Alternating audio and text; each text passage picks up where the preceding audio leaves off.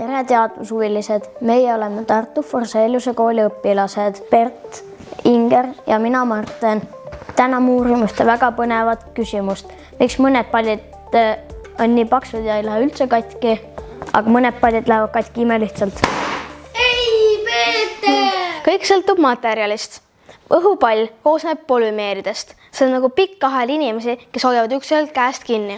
Kui õhupall pole täis puhutud, on polümeerid üksteisele lähedal. See on nagu inimesed oleksid üksteisele lähestikku ja ei oleks pingule tõmmatud. Kui nad nüüd käed lahti laseksid, ei juhtuks suhteliselt midagi, sest nad on üksteisele nii lähedal. Aga kui me õhupalli täis puhume, oleks see nagu need inimesed võtaksid suurde ringi ja tõmbaksid käed pingule.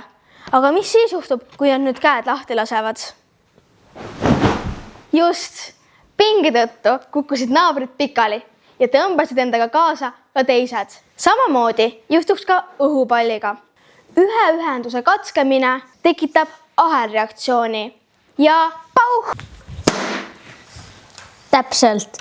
Korvpalli ja joogapalli materjal on palju paksem ja see oleks täpselt nagu tugev käepigistus ja grilltikk lihtsalt ei suuda sellest läbi rebida.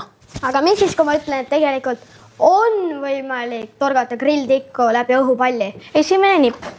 Kui panna teip ümber õhupalli, siis need hoiavad polümeerosakesi kinni.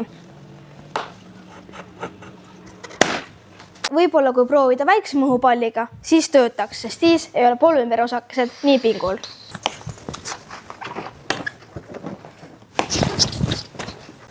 Ja tuligi läbi.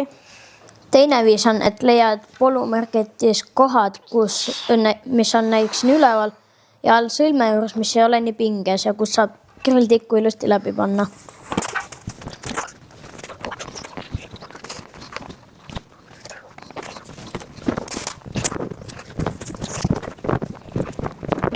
Ja see on teine viis, kuidas panna grilltikk läbi õhupalli.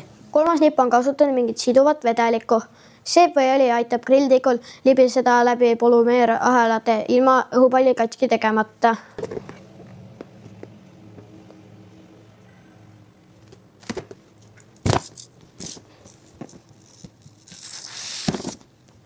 No töötab väga hästi, aga see oli endiselt Martini teooria. Nagu näha on teadus igal pool meie ümber, isegi lihtsas õhupallis. Tuleb lihtsalt teada natukene polümeere ja teada, kust torgata.